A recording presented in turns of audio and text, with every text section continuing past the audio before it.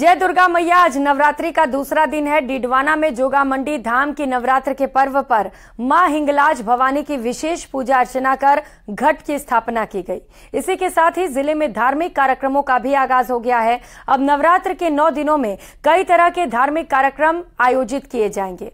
आपको बता दें कि हिंगलाज भवानी का मंदिर तकरीबन 2500 वर्ष पुराना है। एक तो है ना, एक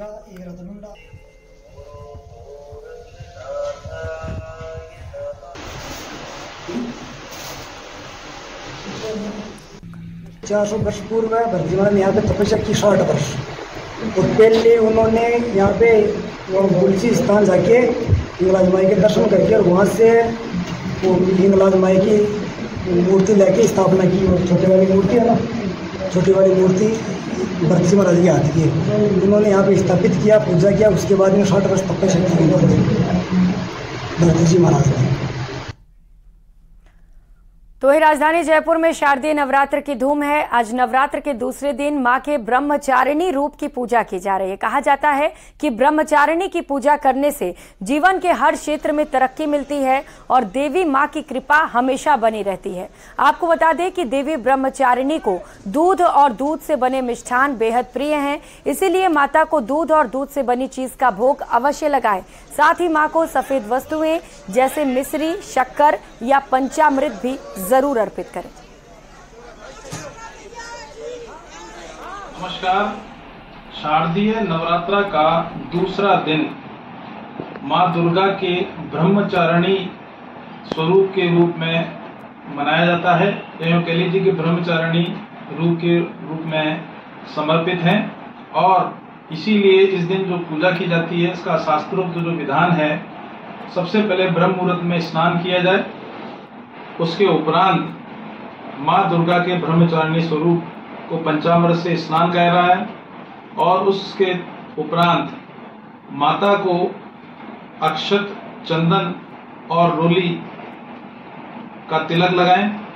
उसके उपरांत मां ब्रह्मचारिणी को कमल और गुड़हल का फूल अवश्य रूप से चढ़ाएं, क्योंकि ये मां ब्रह्मचारिणी को प्रिय हैं। दूसरी ओर कलश देवता और नवग्रह की विधिवत पूजा करें।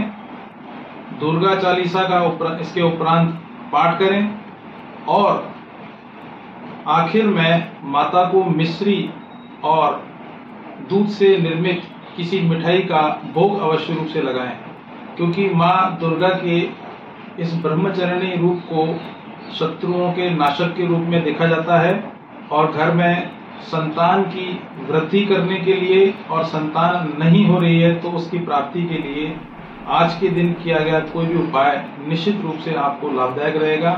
और ये ब्रह्मचारिणी वाला जो दिन है वो निश्चित रूप से जो व्यक्ति इनकी पूजा करते हैं उन्हें अपना ब्रह्मचर्य का पालन करना भी आवश्यक है। तो वहीं श्रीगंगानगर में शारदीय नवरात्र के दूसरे दिन मां ब्रह्मचारिणी के स्वरूप की पूजा अर्चना की जा रही है। विनोबा बस्ती स्थित श्री दुर्गा माता मंदिर में शारदीय नवरात्र को देखते हुए साज सजावट की गई है।